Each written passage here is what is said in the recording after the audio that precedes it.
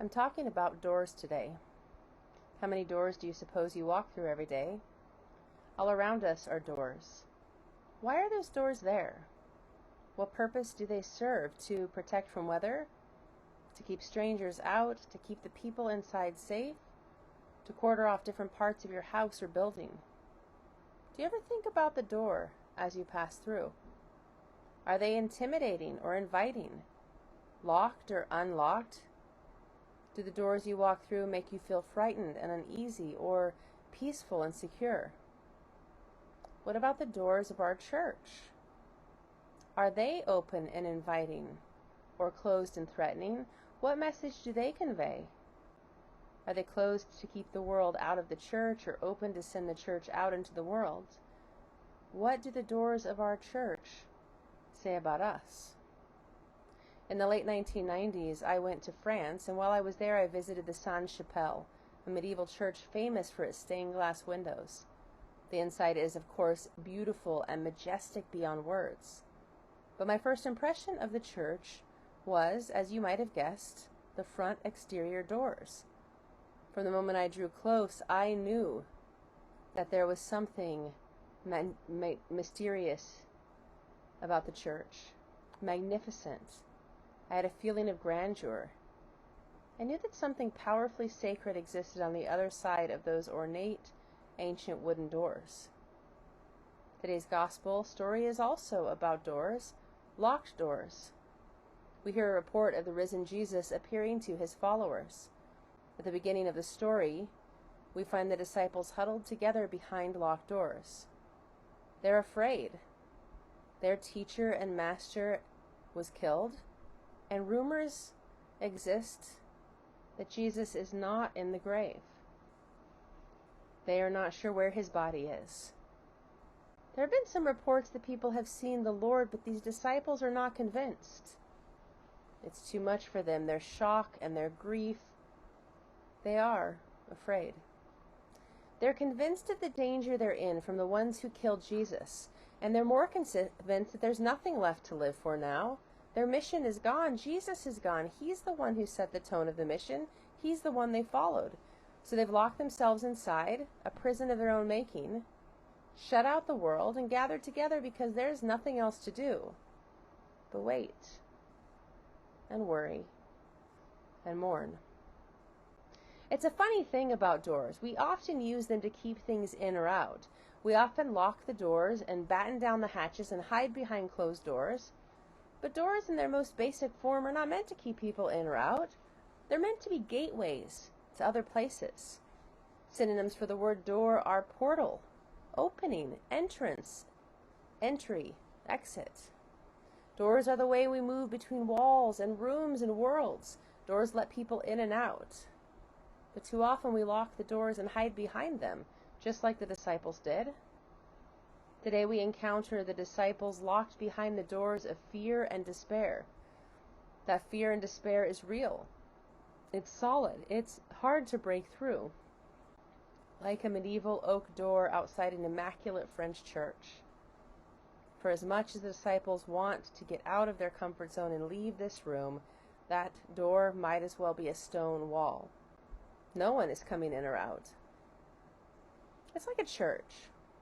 Imagine a church that has everything, great music and preaching, dynamic worship, a presence in its community. Maybe a church like ours. Even a church like that, a church with everything, has nothing when its people are hiding in fear behind locked doors. You see, the very first thing we learn from these disciples huddled behind closed doors is that a church stuck in fear, a church lost in despair, a church that's convinced it's powerless, afraid of making too many waves, afraid of its enemies, locks itself behind its doors in fear, and it becomes a church with nothing. A 5-year-old named Matt understood the paralyzing power of fear. Matt was in the kitchen helping his mom cook dinner, and Mom asked Matt to go into the pantry and get her a can of tomato soup. But Matt was scared and did not want to go in alone. "It's dark in there, Mom," Matt complained. His mom asked him again, and Matt continued to hesitate. And finally, getting desperate, his mom said, "Matty, it's okay. You don't have to be scared. Jesus will be in there with you. So Matt walked reluctantly to the pantry door and opened it ever so slowly. He peeked inside and saw that it was dark and started to leave, but then he had the best idea and he said, "Hey Jesus, if you're in there, could you please hand me a can of tomato soup?" Fear kept Matt from completing his mission. Fear does the same thing to the church today, the Church of John's Gospel and our own church.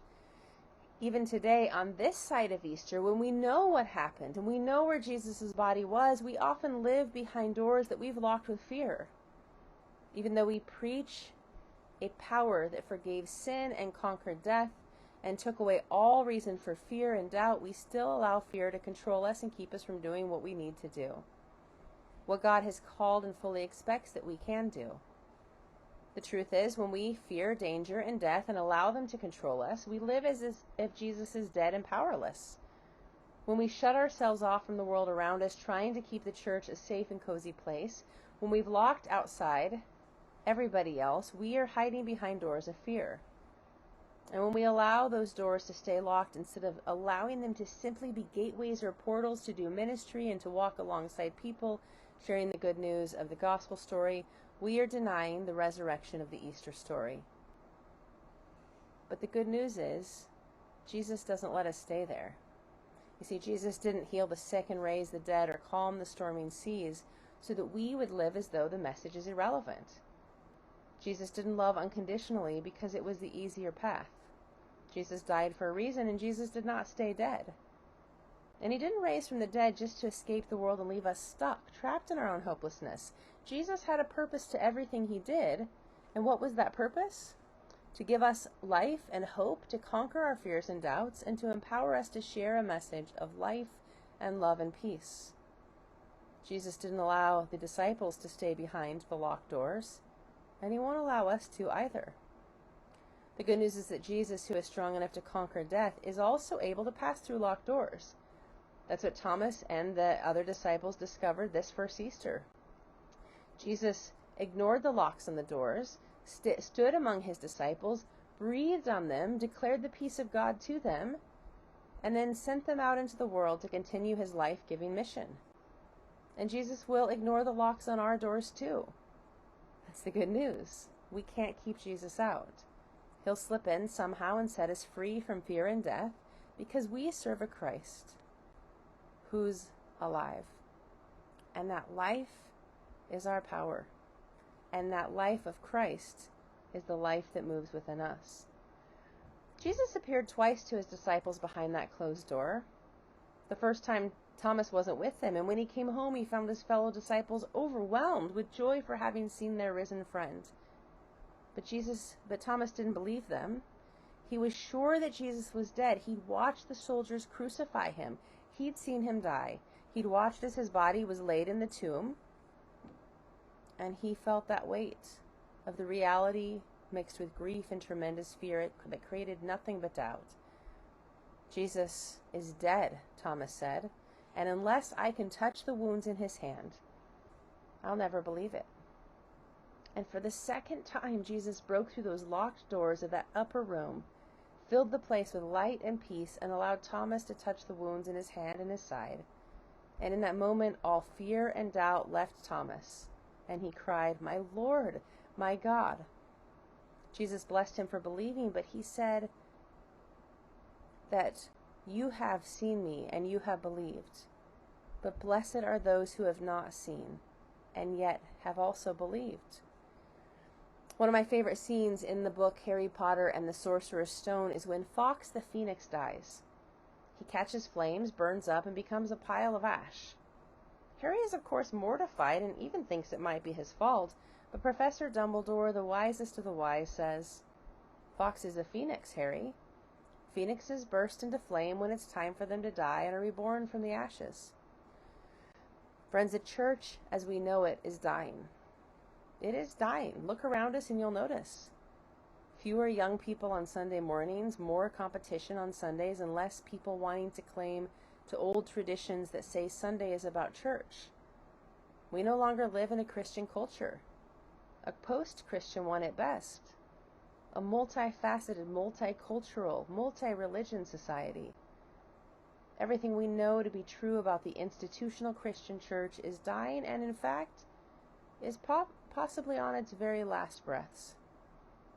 But here's the truth.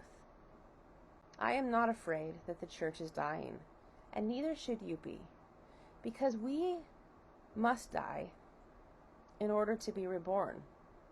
That's the message of Fox the Phoenix, and it's the message of the passion and the resurrection of Jesus. Even as we watch the church die, it gives us permission to create something new from the ashes. Jesus said it best in John 12:24, I tell you the truth, unless a kernel of wheat is planted in the soil and dies, it remains alone. But its death will produce many new kernels, a plentiful harvest of new lives. The institution is dying, and we have two choices. Sit around and mourn its loss, hold a funeral and grieve the way that world is changing, and it's changing everything we know about our faith. Or embrace our death, open the doors, go out in flames, and celebrate the opportunity that God has given us to walk out and create something new and relevant. In other words, recognize that the time for doing church the way we've always done it is done, and embrace the time to be born again. In fact, what if the church we are creating is something completely different? What if we can create something with no walls or ceilings, just doors and windows into the world, gateways and portals between what has always been and what can be? Where there is no us and them, no division between black and white and gay and straight and the housed and the homeless, genders and ethnicities and languages all together. What if we even decided that religion was not a barrier, and we all united as one people, ready to do good in the world? No locks to keep anyone out or in, but just thresholds of amazing possibilities. We have no reason to fear, and today is a day of great hope. The future is unclear, but we are not alone. The risen Christ stands before us, breathing on us the gift of the Holy Spirit, commanding the promise of the Great Commission, and daring us to look behind what we've always done, to imagine a church that is bold and messy and so connected with the world that we can't tell where church ends and world begins. We have a lot of doors in our lives. Some of them keep us out, some of them keep us in. Some of them become excuses for not doing what we are called to do, because it's safer and easier to keep them shut. But we are meant for more than that. Today, recognize the living Christ in your midst. Allow the peace of Jesus to calm your fears. Embrace the hope he gives. And then together, let's unlock the doors, open them wide into the world, and begin to transform our world by making disciples of Jesus Christ. Amen.